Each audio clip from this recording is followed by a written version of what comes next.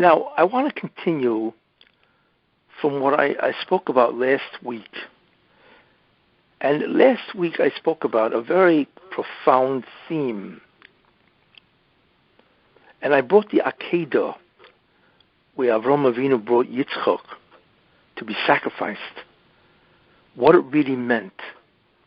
So I want to elaborate on that and go into the repercussions of that event,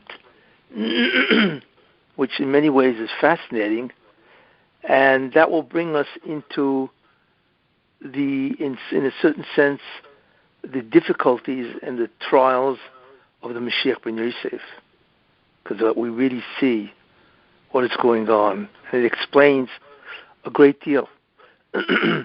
Now, last week I brought in a very important concept, and that was Rashi. And Rashi in Pasuk, where is it? Yud Beis. Well, Perek, it's the Akedah Perek Chav Beis in Bereshis, and there's a Rashi that refers to a Pasuk, which I mentioned. The Rebbeinu Shem says after Avraham Avinu was about to slaughter his son and didn't, because the Malach said, "Don't do it," right? Okay. So the Malach says in the name of God, "Ki ato yodati ki yirei Elokim ato," for now I know that you are God-fearing, because you didn't withhold your son from being slaughtered. So obviously the question is, what do you mean now I know? You mean God didn't know before? Okay. So Rashi brings down a very important idea. It's a very profound idea. And it explains a great deal of what has to happen in the end of time. So Rashi says, now I'm translating into English, for now I know. So it doesn't mean now I know, but whereas before I didn't know. No, it doesn't mean that. But it means this: from now I have what to answer to the Satan, the prosecuting attorney, angel, and to the Umas HaOlam, and to the nations of the world. What do you mean you have what to answer? Because Hatameim, they wonder, Mahi, what is the love that you bear the Jewish people? Right? This is what it says. And therefore God says, I now know I have an answer, a response, an argument, right, to them. That I see that Avraham Avinu is a God-fearing person, and that is why I love them so much. That's what Rashi says. Now I explained, which is very important, that what exactly is the discussion here between the Satan, nations of the world, and God, vis-a-vis why the Rebbeinu Shalom loves the Jewish people. So the idea is this. Here is what the real meaning of this discussion. I mentioned that everything that is in this world, the ultimate consequences of everybody is how they acted. That's the concept called din, or justice. In other words, everything that happens is a concept of cause and effect. What you do is exactly what happens to you in the reverse. It's called measure for measure. And we know that's a universal principle. That is how God created the world, based on that principle. So the Satan says to God, says, I don't understand. If everything is based on justice, cause and effect, right, which is called din, or justice, right? So why do you love them so much? Because they don't deserve this. In other words, what the Satan was really saying is that really they sin a great deal. Well, if they sin, they don't deserve to be redeemed.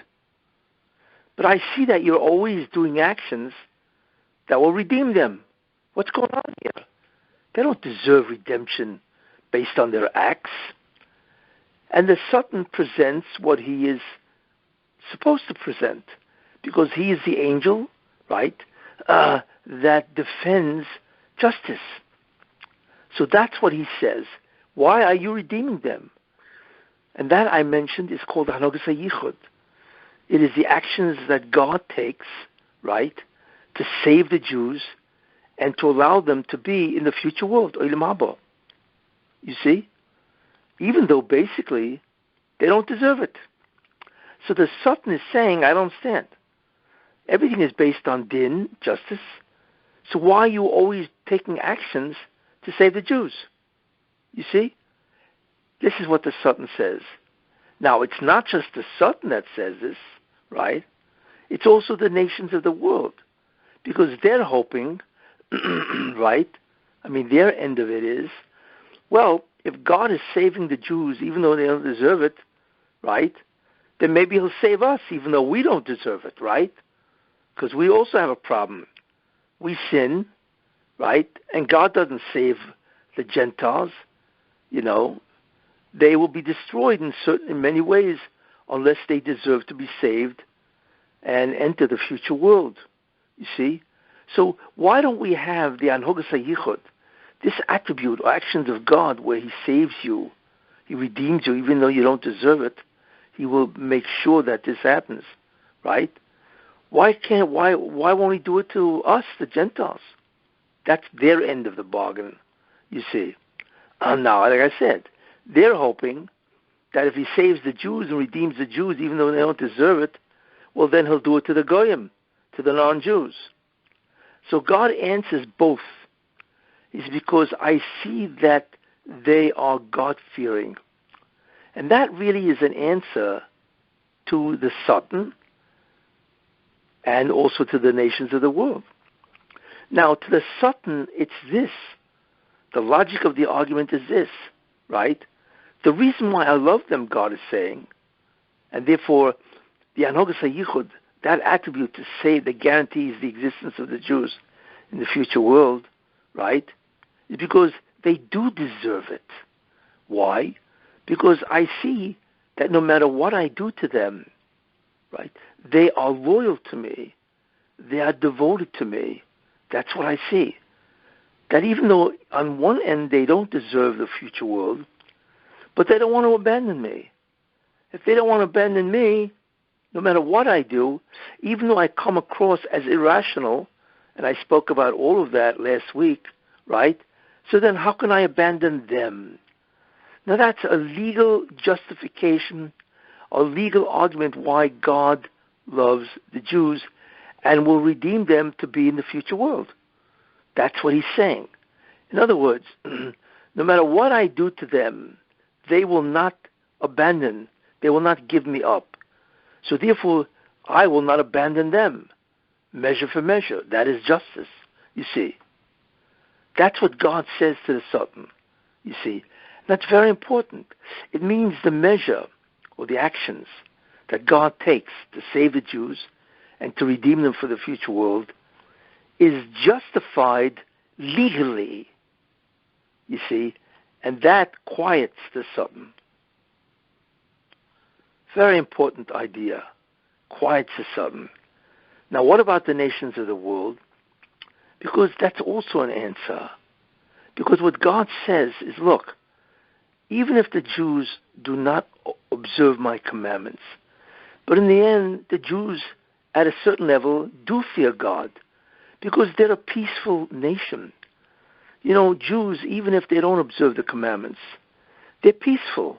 They don't make war. They don't slaughter people. They don't butcher people, kill them. Whereas Gentiles, they're always warring. I mean, if you take a look at the history of mankind, it's basically a history of butchery, of slaughter, you see, where one nation wants to conquer another nation. This is always what's going on. I mean, there's hardly ever a time in history, right, world history, where the nations are not slaughtering each other, basically for no reason. What's the reason? No nation has the justification to take another nation, right, for tribute, for money, or for conquest, or for slaves, or whatever. There's no justification for that. That is an incredible evil, you see. And the non-Jews are always doing that. I mean, just take a look, which we know. Look at what Christianity has done for the last 2,000 years. And I explained that 1 or 2 Shiurim ago, how many Jews died at the hands of Christians, whether it be the pogroms, right? Whether it be the Inquisition, expulsions, Holocausts, right? And so on. Or being burnt at the stake in Spain. I mean, these guys just don't stop slaughtering Jews. So that is also because they fear God in the sense that they do the commandments of God, even if it's not always because they want to observe the religion, because they realize that there's such a thing as morality or ethics. These are values. So based on that, they are upstanding, and in many ways they are righteous between man and man, whereas the non-Jews are not. You see, so it's really also an answer to the Gentiles, why the Hanagas HaYichud, this attribute of guarantee redemption, basically applies to the Jews and not to anybody else. But in any case, this is what we see, that God needs a justification to activate that series of actions that he does to guarantee the Jews redemption in the future world. And that is the reason of the Akedah. And that's what God wanted to demonstrate. God, Avraham Avinu, even though everything I did for him, right, I told him to sacrifice his son, even though I said from his son will come the Jewish people, which is mutually exclusive, illogical, right? That's what I said. He still is going to slaughter his son against all logic, you see. And I mentioned also very important, that is why the Akedah is the last test of Avraham Avinu, you see, because this requirement of being loyal to God, devoted to God, even though God comes across as irrational, or I should say appears irrational, right? This will happen or be necessary at the end of time for this devotion and loyalty. Because at that point in time, right, the Jews really will not deserve the redemption because of their sins, and I need a justification. So therefore, just like it's the last test of Avraham Avinu, it will also be the last situation or circumstances at the end of time. In any case, so this is a very profound concept. Now, what this also does, it leads to an incredible situation, especially with the Mashiach ben Yosef. And you will see that it's actually alluded to in the Akedah. What is that? Well, there's a Yalkut Shimoni, which is a collection of midrashim, very famous sefer book, right? And the Yalkut Shimoni says the following. It's in Yeshayahu, section 499. And it talks there all about Mashiach ben Yosef. I once mentioned this a long time ago, but I want to now interpret this whole understanding based on this principle, that God needs a justification for judgment, for dinim, right? Certainly at the end of time. So it says here that God said in the end of time, your children or your people will have sinned grievously. And that requires, that you will have to suffer. Now what does that mean? Now here's the problem, you see. Because once you come to the end of time, which is right before Mashiach comes, you see, then God has to really activate this hanhoga, this series of actions that rehabilitates the Jews, that guarantees their entry into the future world. He has to activate that. But in order to do that, you see, then he has to demand loyalty, even though he appears to be irrational, just like Avraham Avinu. But the question is, who is going to bear who's going to bear that task? So God, the Rabbi Hashem, is talking to the Mashiach ben Yosef. And the Medrash calls him Ephraim, Mashiach Tzidki. Ephraim, which we know, of course, is the son of Yosef, the righteous Messiah. That's a title of Mashiach ben Yosef. So this is what the Rabbi Hashem says. I'm going to need somebody that's going to be subjected to unbelievable pain, suffering, agony, anguish, you see, at the same time as I come across to that person, or I appear to be completely irrational. And that person is going to have to be incredibly devoted and loyal to me, no matter what I do to him. And that will be my justification at the end of time to save the Jews. So the Rabbi Hashem is talking to the Mashiach ben Yosef, and he says, are you willing to accept this in order for me to activate the Hanogas HaYichud, right? That attribute of saving the Jews, rehabilitating them, even though they don't deserve it. So the Mashiach ben Yosef, God is asking him, why? Because he needs that. He needs somebody to accept in a supreme way unbelievable suffering and remaining loyal to God. So the Mashiach ben Yosef says, yes, I will makabel, I will accept this task, you see. And not only will I accept the task, but I'm hoping that my remaining loyal to you, no matter what you dump on me, right, is going to allow all the souls of Israel to survive in the future world. And not only all the souls of Israel who lived at my time, which of course is the end of time, but all those people who lived in my time and who died before the redemption. Or all those souls that lived in the world from Adam Rishon until the end of time. I mean, we're looking at, right, close to 6,000 years. Every neshama that needs your intervention to survive, I will be I hate to use the word guinea pig, I will be the symbol, the sacrifice, right, for all these Jews, which of course is awesome, So then it says that, so what the Moshe did is he took a yoke of iron, oil basil, and he puts it on the neck of the Mashiach ben Yosef.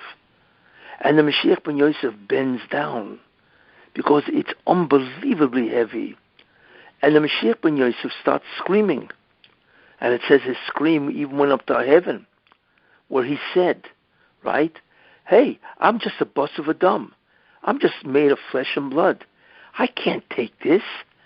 In other words, I didn't realize it involves such unbelievable suffering. In other words, that's the circumstance that you've put me into, and I have to remain loyal in this circumstance. I didn't realize that. So God says, but you promised, you said you would accept this. So the Mashiach ben Yosef says, okay, if I said it, then I will accept it. And God says, well, I myself will also suffer in a certain sense, that I will not even sit on my throne as long as you are accepting this tremendous suffering. This is the Medrash. It's an incredible Medrash. Now, we now understand this Medrash from a different perspective. What is the perspective? The perspective is, right, that God needs a justification to activate that attribute of saving the Jews. That's what he needs, you see. And that's why he's arguing with Mashiach ben Yosef, but you said you would accept it. Because he needs somebody that will do something as great as the Akedah, because that's what's required to save the Jews. And therefore we now realize that this individual, Mashiach ben Yosef, right, has accepted an unbelievable self-sacrifice. Now, we don't know what that is, but whatever it is, you see from the Medrash, you see from this discussion, that Mashiach ben Yosef himself held that it's beyond belief what he's got to go through for the Jews to survive. That we do see. Now, in order to gain some credence or some type of understanding, what can that be? And that's what I want to present. You see. And what that is the following. I mentioned this quite a while ago. The key idea of the spirituality of the Mashiach ben Yosef is his wisdom, his chokhmah. I mentioned that at the end of the Chumash, it says, B'chol shoyrei hodoloi, right? The firstborn of his ox. This is the last parsha, Zois HaBrocha, when Moshe Rabbeinu is giving a brocha to all the nations, I should say all the tribes. And he says by the tribe of Yosef that the firstborn of his ox, hodoloi, beauty is his. Who is that referred to? Well, the firstborn of the ox, and the ox is the symbol of Yosef, is Mashiach ben Yosef. And it says, hodoloi, beauty is his. And the Rekani Re'im, and the horns of the Re'im Kaunov, that this ox, right, doesn't have the horns of an ox, which are short and stout. It has the horns of a Re'im, which apparently was magnificent, to look at. So this ox, which represents Mashiach ben Yosef, has unbelievable wisdom, because the horns emanate from the head, right, and they are used as weapons.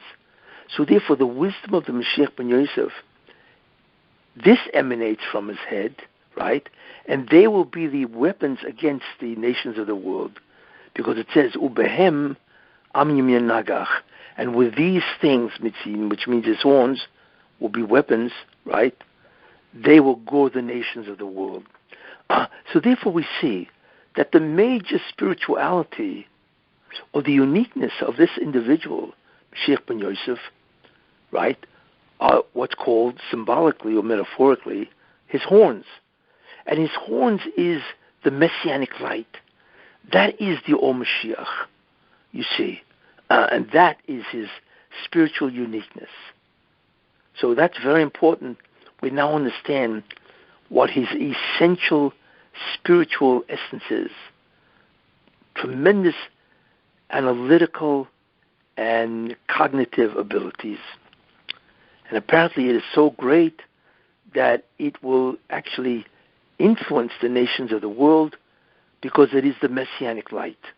You see, therefore, if you want to make this person suffer, right, then what you need to do, right, is deny him his talent, his ability to do this, to think, to come up with this kind of stuff, you see.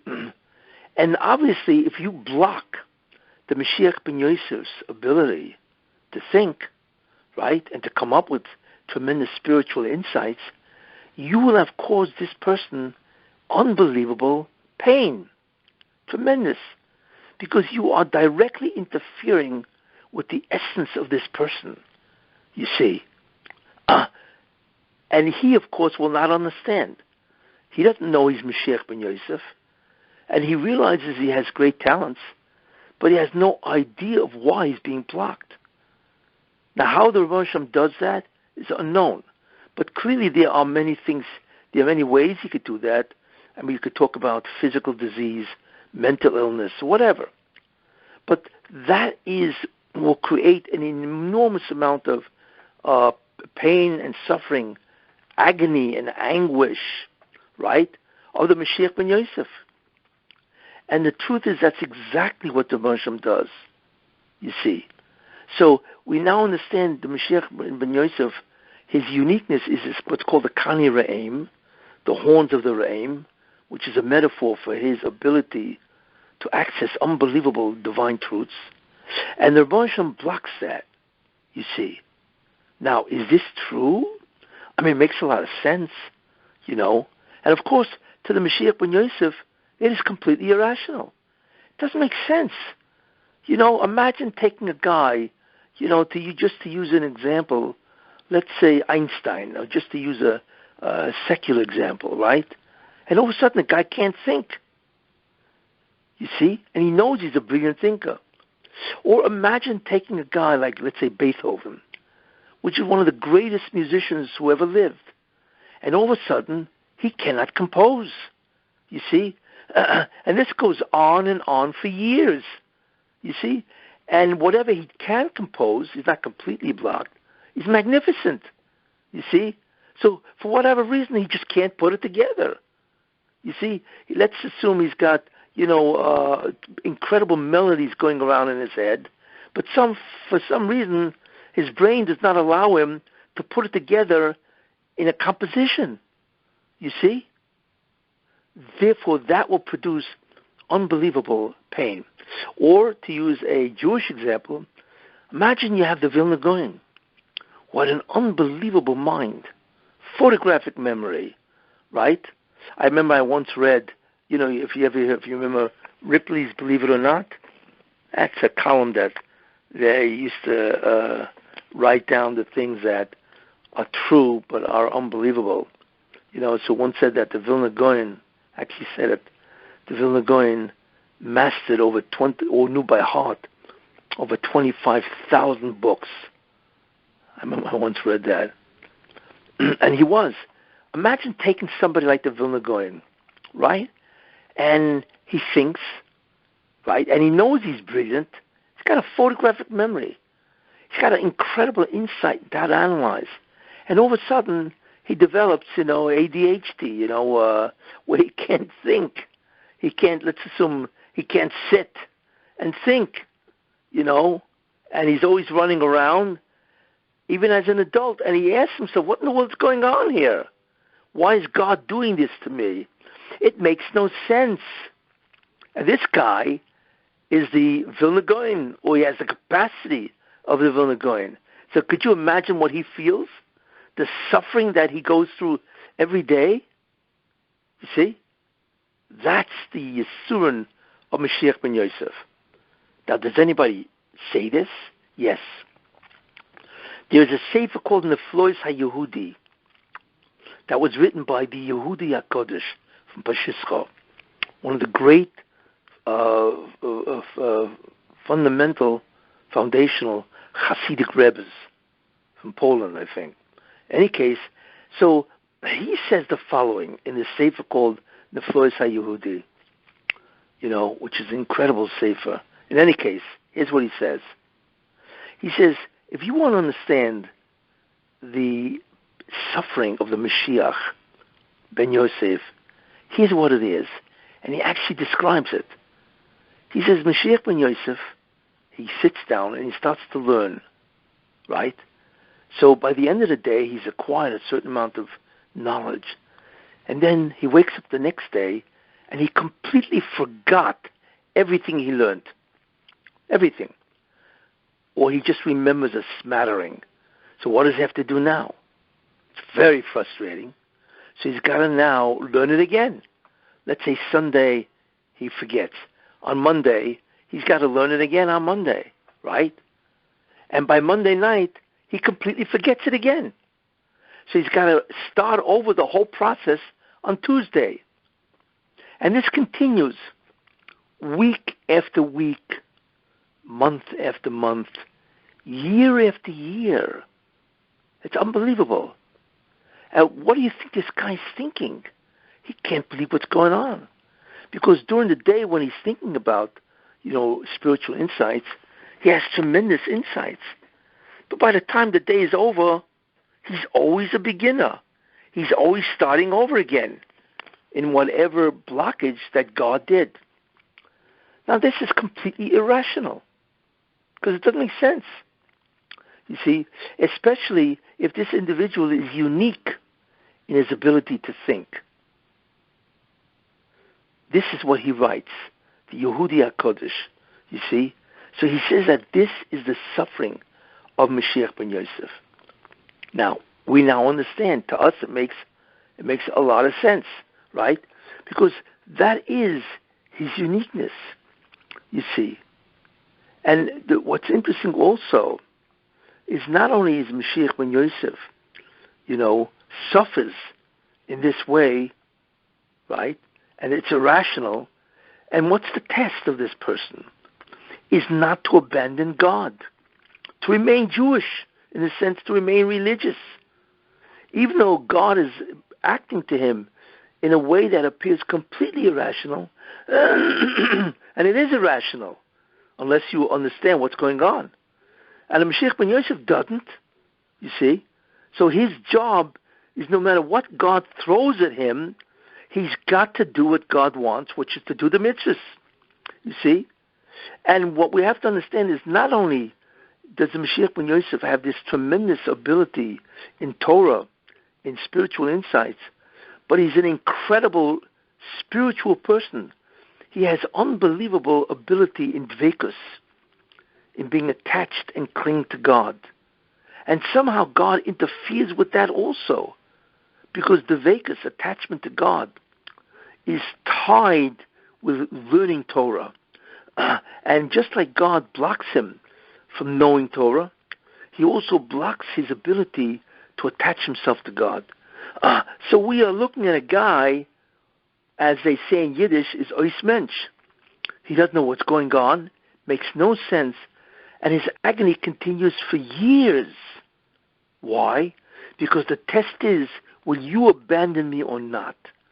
And I need you not to abandon me in order that your loyalty will allow me to rehabilitate the Jews and get them in the future world. You see, so this person, who's a real person, live, right, he is the manifestation of the Mashiach ben Yosef that accepted this agreement 6,000 years ago, because the discussion between God and the Mashiach ben Yosef happened at the beginning of creation. You see, obviously, that God was telling him what will be. So could you imagine? That is the suffering of this individual, based on the discussion and based on the fact that God needs to justify to the Satan and the nations of the world the legal reason why, you see, you had the Akedah and why the Mashiach ben Yosef suffers so greatly. And this also tells us something else. Rabbi Yochanan, the Gemara Sanhedrin says that there was a number of Amoraim that said, Yesei v'lo yechminei, let the Mashiach come, and they're referring to whoever it is, Mashiach ben Yosef, Mashiach ben David, let him come, v'lo yechminei, and I do not want to see him. It means I don't want to be alive before the Mashiach comes, or even when he comes. The question is, why would they say that? Why would they say they don't want to be alive at that time? And the answer is, because the essential difficulty at the end of time is, how do you justify redeeming and rehabilitating the Jewish people? So it requires God appearing irrational, right? And the Jews, or whoever is picked for that, cannot abandon God, no matter how much suffering that person goes through. You see? So they said, we don't want this. I don't want to suffer this kind of pain, because it's terrible to suffer this type of pain, and this type of pain is going to be required at the end of time in order to justify God's, right, redeeming the Jewish people. See? Makes perfect sense what they said. But the problem is, Mashiach ben Yosef, he agreed to this 5,782 years ago. That's the problem, you see. So we now understand what is going on, that he is the man, he is the sacrifice that is allowing God in many ways to bring the redemption. Yeah, he has been specifically appointed or assigned this task. Now, it is very interesting that this is actually alluded to in Rashi by the Akedah, you see, because when the Malach told Avram Avinu, do not harm him, nothing, right? So it says all of a sudden he lifted his eyes, Avram lifted his eyes, and he saw, and behold, there was an isle, a ram, acher, another ram, nechaz b'svach, that was entangled in the brush, in the thicket. That's what he saw. How was he entangled in the thicket? Bekarnov, with his horns. You see? So then Avram Avinu goes and takes that isle, and he offers it as an oila tachas benoi, instead of his son. What does that mean?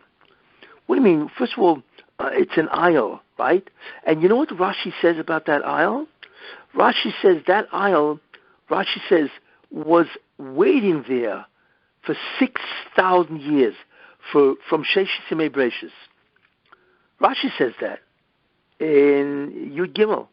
He says, Muchen Hoya, that isle was prepared for this task, to be a substitute for Yitzchak, from Sheish Simei Breishis, from the beginning of creation. Now, I don't see why God needed that. You could have had an isle who just found his way right next to the Akedah. Why would God need an isle that's been there for 6,000 years? You see? And also, what do we care? You know, that it was, entangled in the brush, right? With its horns. What's the difference how it was entangled, right? So, the fact that it was entangled, or rather that it was there for 6,000 years, is the metaphor for Mashiach ben Yosef. That's who it was. No, it's Mashiach ben Yosef, the deal that he made with God was what? Was 5,782 years ago, at the beginning of creation. That's when it happened. So this isle that represents the Mashiach ben Yosef, he is waiting 5,782 years ago. That isle, metaphorically, is the Mashiach ben Yosef. Makes sense. And how was he entangled? He was entangled with his horns. Why? Because his horns, right, I mentioned, is the essential spirituality of the Mashiach ben Yosef. That's his chokhmah. That's his incredible wisdom. And that's exactly the suffering, right, that Mashiach ben Yosef suffers. I mean, it's amazing when you think about that. That the concept that it's Mashiach ben Yosef, right, entangled in his horns, right, and he's been there since Breishis. Of course, that refers to Mashiach ben Yosef, metaphorically, you see. And Rashi says this. So therefore we see all of this is alluding to what I said. Very important idea, you see. That this, therefore we see that the major individual that is allowing this to happen is the Mashiach ben Yosef. And it says, Tachas benoi, instead of his son. Because the Mashiach ben Yosef, he's the one chosen not to abandon God no matter how much he suffers, and that will allow the redemption of the Jewish people. Just like that isle, that ram, also was a substitute for Yitzchak. So the Mashiach ben Yosef sacrifices himself, right, for the Jews to be redeemed. That is a very important idea. Now, to show you, the precision of this concept, in that medrash of Yalkut Shimoni, it continues. And then all of a sudden it says the Ovos HaOlam, the patriarchs of the world, and since it says HaOlam, it means all the tzaddikim. It says here that they start praising the Mashiach ben Yosef. Yeah. And they say this. They say that what you did is unheard of. This is what they say in the Medrash. What you did, what you went through has never happened before. It has never happened before you or after you, the type of suffering that you have gone through. Now the question is, what are they talking about? Tzaddikim suffer. In fact, they're called the Sovlei Chiloim, those that bear suffering as a kapara for the iniquity of the Jewish people. You see. So they realize that. So when they say that Mashiach ben Yosef went through suffering that has never happened before, and they praise him, they say, what you did is unbelievable. You see? What are they talking about? Because they also suffer many times as an atonement for the Jewish people. So in what way has the Mashiach ben Yosef suffered that has never been done before? You see, even by them. And the idea is what you now understand. Because the Mashiach ben Yosef's abilities is something that we do not understand. Because remember, he's Mashiach ben Yosef. And what he is suffering from is he cannot access the unbelievable amount of insight, spirituality, that he's privy to. He's Mashiach ben Yosef. So could you imagine, which I mentioned, that he learns these insights, then he forgets them at the end of the day, and this happens every single day for decades, because it's almost a lifetime until he's freed that he's going through this. You see? So that's what they mean. It's weird. In other words, what they say, we've suffered, obviously, to help erase the sins of the Jewish people. Fine. But this type of suffering, where a man doesn't just suffer, but he is denied such unparalleled spirituality, never happened before. Like I'd say, just think of the Vilna Gaon, where he can't learn. That doesn't happen. You know, it could be that the Vilna Gaon learns, and he has a terrible pneumonia, right? Or he goes to the hospital often. Fine. So the suffering is external to what he can do, his spiritual gifts. But what happens if the suffering destroys his spiritual gifts, right? And we're talking about the Mashiach ben Yosef, which is spiritual gifts which we cannot even understand. Could you imagine the agony of this person? So that makes complete sense, you see, what they're saying. It all fits in beautifully once we understand that the reason why he suffers this way, right, is to be the sacrifice, right, in order to allow God to have an argument against the Satan, to activate the Anhagas HaYichud, you see, the attribute of justice or redemption. And therefore, God needs the Mashiach ben Yosef to do this. And this type of suffering, where a person knows his gifts and yet is denied on a daily basis for decades the ability to move forward, whether it be in thinking, knowledge, learning, or even in dvekus, because that's part of the learning, right? Never happened before. I mean, people suffer externally, right? Secondarily, like I said, all of a sudden they're incredibly poor, right? And it's hard to learn whatever, or they are sick, they have tremendous amount of problems and so on. Okay, that's Sovli Chiloim, where they suffer, right? And they do it for the sake of the Jewish people. You see, remember there's a Gemara where I think it's Reb Shimon ben Elazar, who's a tremendous person, and he was always sick. And his wife, okay, what can you do? So one day she walks into the room where he is, and he's on his bed, right? And he's very sick. And all of a sudden she hears him saying, Boyu oilai yisurin shel avo, come upon me, the yisurin, and that I will use as an atonement for the Jewish people. So she couldn't believe what was happening. She realized her husband was welcoming, he was inviting these Yisurin to help the Jewish people have an atonement. So tzaddikim do have this, you see.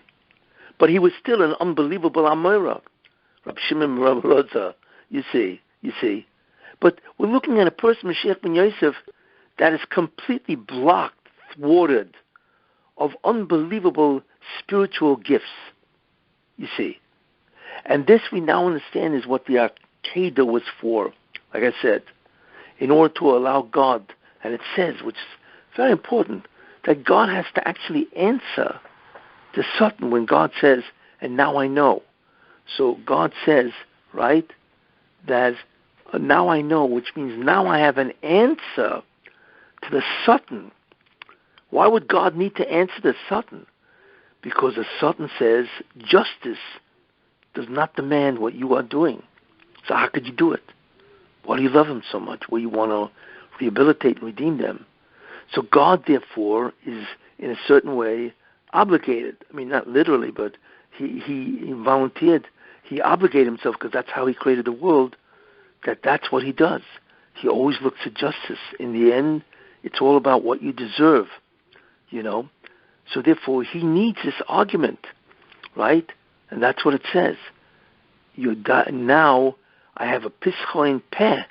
I actually have an argument now, you see, why the Jewish people deserves to be redeemed. In any case, this is what we see, that one of the major figures that enable the Jews to be redeemed with this hanhaga, these actions, is the fact that Mashiach ben Yosef goes through unimaginable suffering, as we see from the Medrash. And that enables God to have that legal argument. And then it says, by the way, in the Medrash, that because of what Mashiach ben Yosef does, so it says, which is interesting, it says that God raises him to an unparalleled height of reward. Because if you think about it, what he did saved the Jewish people. Saved them. Because if the Mashiach ben Yosef did not do it, then where would God get the loyalty of that type of individual, of that type of, suffering where the person refuses to abandon God? So therefore what the Mashiach ben Yosef does is he is responsible for the salvation of the Jewish people. Now that's an unbelievable merit. And it says in the Medrash that God raises him in a way which is unparalleled because of what he did. So he does get, of course, the rewards and so on. Besides, he's Mashiach ben Yosef. When all of a sudden it's unblocked and he now can assume his real identity, you see. And one of the things that we see, which is worthwhile saying, one of the things that we see from the Akedah, you'll notice how the Akedah ends. It doesn't end where all of a sudden, Avram Avinu, his knife slips out of his hand or whatever. No. It ends supernaturally, where there's actually a malach that says, don't cut his neck, don't slaughter him. That's supernatural, you see. And that's the way it ends. So it's the same idea. At the end of time, this world will be redeemed in a supernatural way that we cannot even begin to understand what God will do. And it's all those miracles that happen. And believe me, we all know, those 10 plagues was beyond belief. And among the greatest of the plagues, of course, is Kriyas Yosef. What happened at Yosef was just, it's not to be believed. Because it's not just that the sea split. The sea split, there's 12 sections. Each section, you could see through it. It grew fruit out of the water so people could eat as they traveled through the sea. The miracles are just astounding, you see. So that's what happened at the Egypt. And what's going to happen at the final redemption, again, we cannot even imagine what God has in store, the miraculous, supernatural events that God will do at the end of time. And this will last for hundreds of years, you see, because what God wants in the end, he doesn't just want to end the world and then, either you go to Gehenna or you go to Gan Eden or whatever. No. He wants this world itself to be a utopia, which is interesting. That's an important concept. Because when you think about it, it could have been that the Hashem just ends the world, right? Everybody dies, right? And you get judged, final day of judgment. And either you get Gehenna, whatever, or you get Gan Eden or whatever, the reward. No. It ends where the world itself becomes a utopia. It ends that the world becomes a messianic era. So Olam Hazeh, this world, becomes Gan Eden. That's really what it is. Because that's what the Hashem wants. He wants to show you that really this world is Gan Eden, except for the purposes of a test, for the purposes of dinam. He did this. He concealed the fact that this world really is Gan Eden, you see. And I mentioned that's the concept where the Beis HaMikdash, the third one, comes down. And that is in Olam Yetzirah, which is Gan Eden. And that's the Orishan, the Shekhinah of the third Beis HaMikdash in heaven becomes a third Beis HaMikdash here, you see. So really, this world is really Gan Eden, you see. And the world, therefore, is restored to being Gan Eden. And that's what God wants. It started from Gan Eden by Adam Harishon, the first man, and then it changed because of the sin of Adam and the subsequent sins of the generations. And it is restored to its original pristine state, which is Gan Eden. And that is why there's no more death, which is what before Adam sinned, there was no death. Yes, so you're really looking at a complete reversal, a complete restoration of Gan Eden in this world. And that is called the Messianic era. And then that's not even Olam Haba. Then, like I said, the world ends, and it takes place a couple 1,000 years or whatever. Then in the 9,000th year begins Olam Haba, which nobody knows what it is.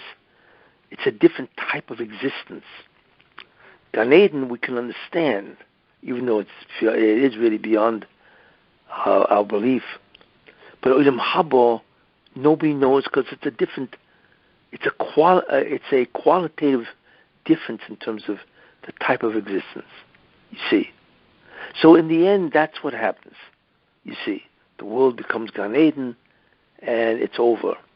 But what we see from this Shiur is that the main person, apparently, that's responsible for this in the end of time is the agreement that was made between Mashiach ben Yosef and the Ribono Shel Olam.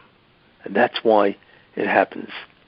So in a certain sense, we have to recognize that, you see. And like I say, all of this hopefully will happen very shortly, and the Mashiach will come, and it'll be over. Any questions?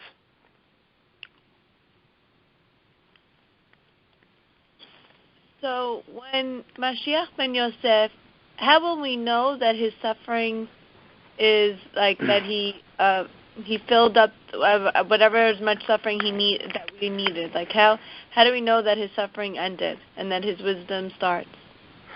Because he will be released. That's how. And I mentioned the pasuk in Yeshayahu, in Yeshayahu, right? In 48, where it says Venisa, it says 4 expressions of growth. Now you understand why he has to grow, right? It says Hine Yaskel Avdi, behold, my servant will grow wise, right? Wise, Yaskel, Seichel. That is because that is the suffering, which I mentioned.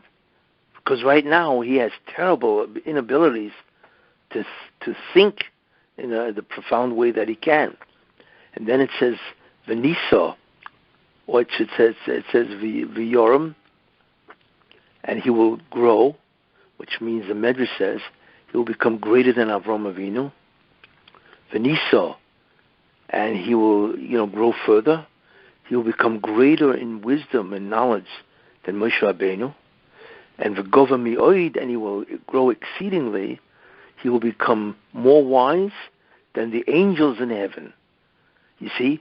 So you'll notice that the growth is in the area of Haskalah, which is thinking, spiritual insights. And the question is why?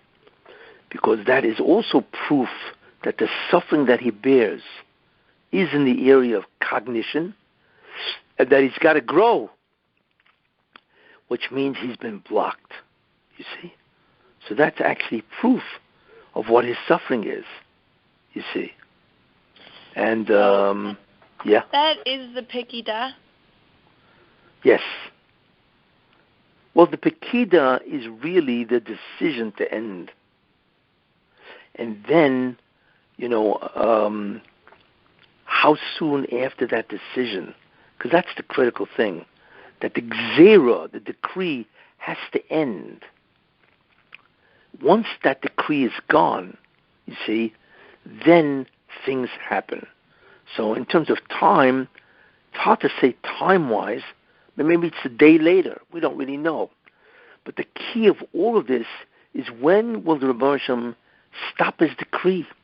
It's like by Shemais, where the Rebbe Hashem says, I have seen the cries of the Jewish people, right? And pokoit pokadati. And therefore the Rebbe Hashem says, it's over. And now I will begin actively the redemption. You see. You never know. It could be that the Akedah already started, but it takes time for it to unfold. You see, we may actually be in the unfolding, which I believe to a certain extent is true. I think the Akedah happened, except we are in the holding how it unfolds, you see. And it's very possible that we are in that stage, you see.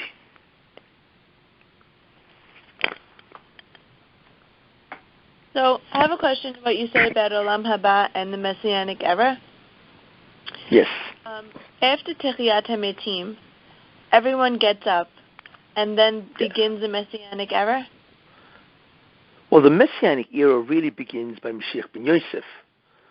Because I mentioned that the Beis Hamikdash comes down by God before Mashiach ben David. Now, obviously, that means it's a Messianic era. But remember, the Messianic era consists of two phases. Phase one is to remove or to get rid of the bad, which is the nations of the world, their dominance, and so on. And then the second phase, right, is that there's no more evil, and now it's all good. So both are the Messianic era, you see, in that sense. But the real Messianic era, obviously, is Mashiach ben David, because that means all the evil has been removed, obliterated, and now it's only good. And we don't even have an idea of what that kind of good is. You see, it's just beyond belief. So really, they're both, What? Once the year 6000 hits. Well, once the year 6000 hits, right. Once the year 6000 hits, that's the end of the Messianic era. Correct. So then the nature changes. What? Everyone already woke up. And if you woke up late, then you missed most of the Messianic era. But if you woke up early, because that's why it takes 210 years, depending on whoever wakes up, whenever they wake up. Right, okay. Right. So now let's say it's the year 6000. Everyone is up now. Now what? Because it's not Olam Haba yet, so now what? Well, the world, just like Mashiach ben Yosef, is a change from Olam Hazeh, which is the evil of the world, where the Satan exists and he dominates and so on. That has to change into Mashiach ben David era, where everything is unbelievably righteous and holy. The same thing.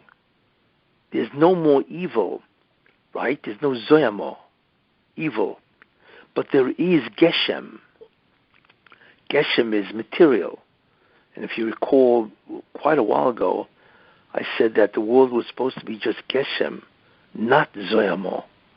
But the world turned into evil because that's what Adam Rishon sin.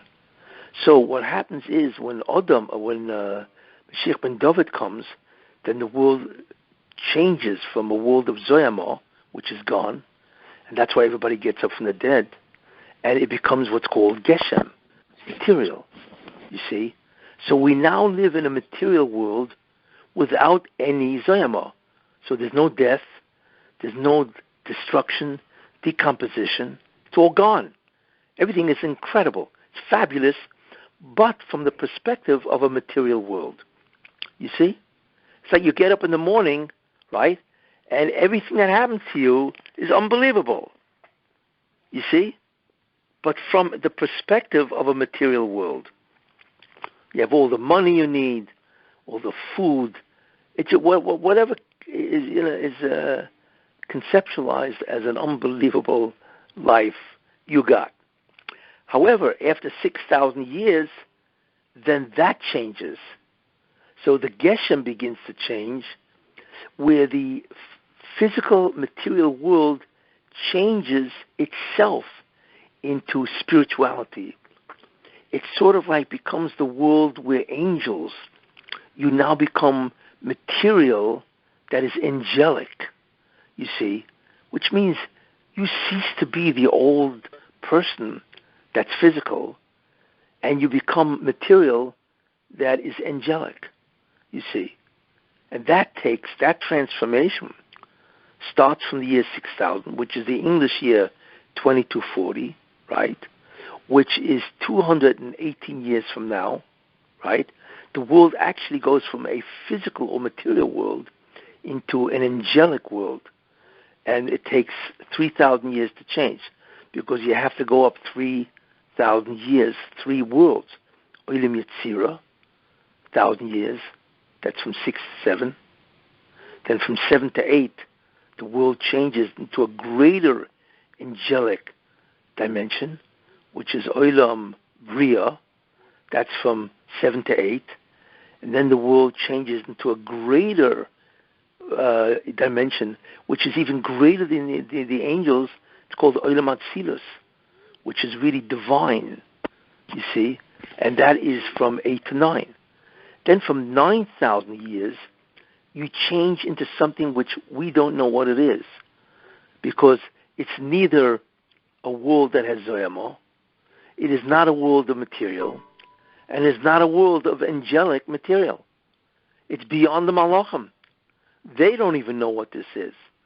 But everybody now assumes a type of substance which is unknown, unheard of, incomprehensible, you see, and which cannot even be imagined.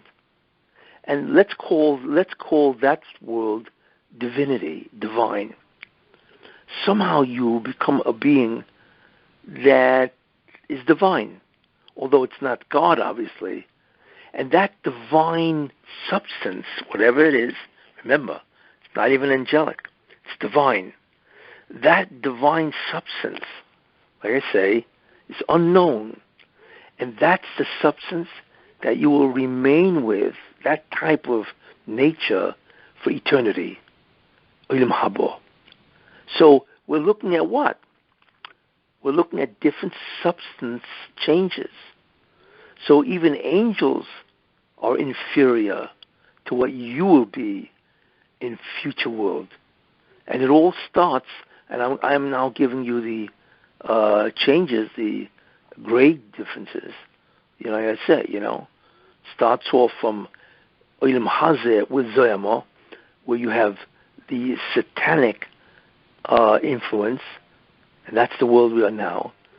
That changes in the Messianic era of Mashiach ben David, where the world becomes Geshem, physical or material. Then after 6,000 years, that completely changes into a world of angelic material, like Malachim. And then finally at the year 9,000, that changes also into a material of which we have no idea what it is. So let's call that divine material, right? And that's it. You remain with that type of material forever. And that material itself alters, because you grow in Olam Haba. You don't remain static. Every, I don't know what it is, second, nanosecond, day, you actually get greater and greater, closer to God, within the divine material that you are made of. Like I said, we don't know what this is. It's beyond us. I can just give you a rough sketch of what's going to happen. But there's a substantial difference between Mashiach ben David and 6,000 years afterwards, like I say, because one is the world of material, and the other one is the world of angels. You see. I think that was a good explanation. Rabbi, I have a thing. So, you know how you said that in 2240 that's going to be the year 6000? And you say that again? What? Hold on. What? Rachel, 1 second. Go closer to the phone.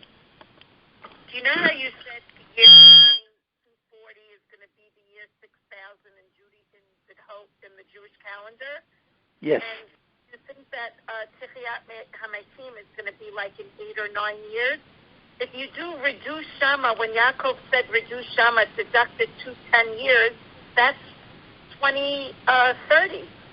It's in 8 years from now. Correct. According to, I told you the Zohar. I've stated it several times, that the Zohar says that Chis HaMesim, which comes after Mashiach ben David, right? There's an argument. One Amira says, or Tana, whatever. One other rabbis say it will take place 210 years before the end, which is the year 2030. And then there's someone who says, no, it will happen 214 years before the end, which is 2026. So according to one, in 4 years, and according to the other, in 8 years. Now, isn't that amazing? And by the way, that's why you are seeing the events, the historical events, with incredible acceleration. That's why. Exactly. So we don't have long to go.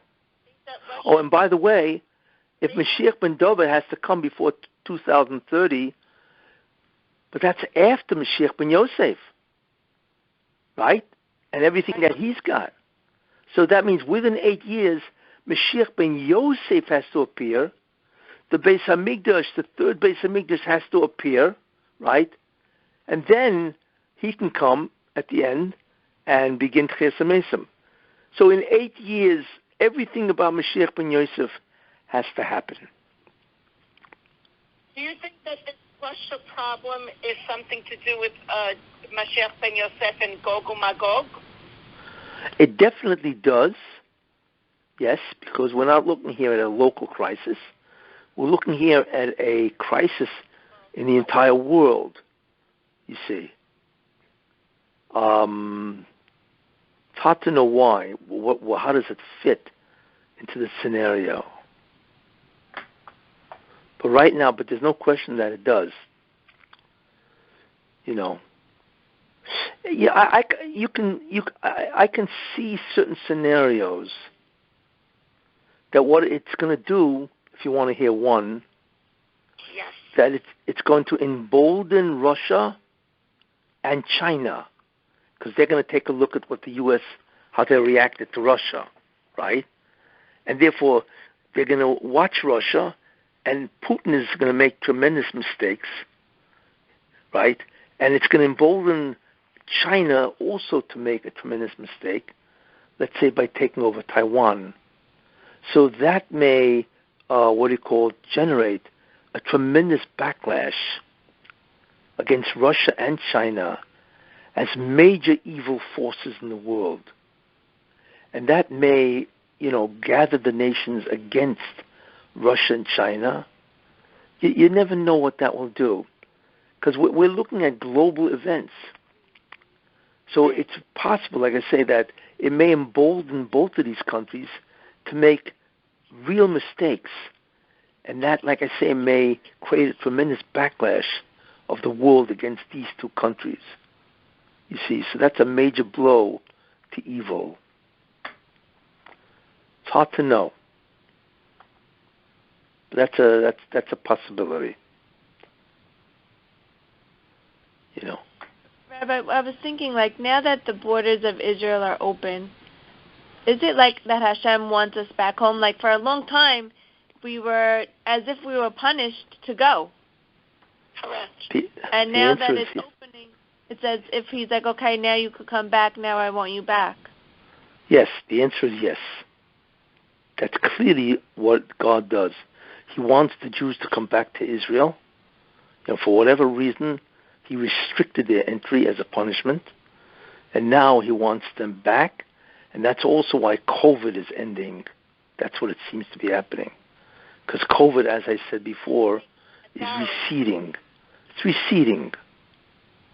You don't hear it in the news as often. The mandates are being removed. The mandates, the masks, all of this. So it seems that phase where the world has to suffer from COVID is ending, and that includes the ability to enter Eretz Israel. The Rebbe wants Jews back, which is very good. So the question, of course... vaccinated to go back to Israel. Say that again? You don't need the vaccine to be able to enter into Israel. Exactly, yeah. Yeah, you don't need the vaccine. Because the truth is, the vaccine doesn't help. That's what people got Omicron with or without the vaccine. Correct. So all they do is destroy their economy. But that's also a very good sign. The sign, which means that the next step, it's interesting to see where that will come from. But the next step is that the government of Israel has to collapse. What is interesting that the Zohar says that the Arabs will rule Israel for 9 months. So the question is, how can that be? And the answer to that, it's very interesting, because there's a guy, Mansour Abbas. He has 4, whatever, and he has unbelievable power, because without him there's no coalition. So that could fulfill that statement of the Zohar, you see. The fact that he, even though he has 4 seats, the fact that he has such power and such influence, maybe that is what the Zohar means, that the Arabs will control Israel. And the answer is he does control Israel. They need him desperately, you see.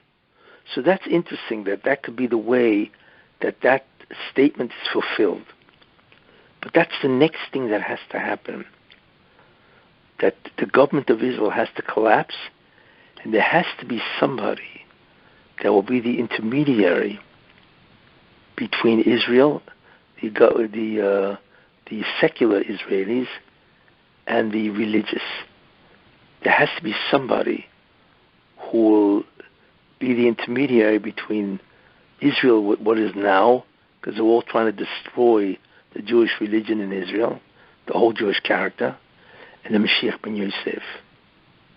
I think that's up ahead. Because if the timetable is accurate, where 2030 is the time of Mashiach ben David, right, and COVID is receding, we now can go to Israel, the next critical thing, like I mentioned, they have been given power, the Erev Rav, to be completely dominant, which they are. They're trying to change the laws of kashrus, gerus, conversion, marriage, divorce, Shabbos, the draft. I mean, nobody's ever seen them wield power of such evil. So it's very possible that this will end. Something will happen where it will end. And therefore, they're gone. Because that decree that they can rule evil's last chance will be gone. But the interesting thing is who will take over? Who will now be the intermediary between the Erev Rav and the Mashiach ben Yosef? Should be very interesting to know. I have a suspicion, but we'll see what happens. When did their 9 months begin? When did the new? I think in May or June, one of those months. We are now in February. Oh wow. Yeah. But look at how it's unfolding. What was that? She says everything is unraveling in the month of Adar. Yeah, isn't that interesting? Which makes sense, obviously. Yeah, I spoke about that Adar, why there are 2 Adars and so on. It was last time. Right. And the main thing is the Adar Sheni, which is the real Adar, because it's next to Nisan, hasn't even happened yet. So you never know. We may be seeing something that's right up ahead, especially Nisan, you saw. So don't be shocked if all of a sudden there's a major movement forward in the redemption process in a month. Let's get our Mashiach clothing ready. Mashiach's coming on this Pesach, God willing. Amen. Yeah. I'm wondering if somebody's going to walk when... around. Well, I'm wondering if somebody's going to walk around in a costume as the Mashiach. That would be interesting. That would be interesting. I don't know if there is such a costume, but anyway. What? Not a real one? Yeah. She said, do you think that there's going to be a fake Mashiach before? No. No, that's over. No. No. So that's the next sign. The fall of the Israeli government, and certainly the fall of the Democratic Party, because they are the Rasha Be'esav, tremendous evil party. They will fall, which hopefully will happen in November, and Biden will then be a lame duck. He's over, and then things will happen. Especially the main idea is the Erev Rav will collapse. So there's a lot of interesting things up ahead, you see. But anyway, things are happening with tremendous speed. It's amazing, The days are going by every week. It's just, you feel like it's so fast. Yeah, it's amazing. Right. Look, it's very logical to assume that the Hashem wants to end this. And I told you why. The real impetus is the exact same thing that happened by the Mabul. When a guy who would marry another guy had to write a ksuba, and also if he married an animal, you believe this? That sealed the fate of the world in the Mabul. I mentioned that in Medrash many times. Well, guess what? That's exactly what's happening now. It is now not just acceptable, it is preferred to be deviant, gender-wise and sexually. It's incredible. And this will not reverse. It's over with. Because that Russia, the Supreme Court Justice, actually made it constitutional that you cannot discriminate if some guy wants to marry a guy or a woman wants to marry a woman. I mean, this is now accepted throughout the entire United States.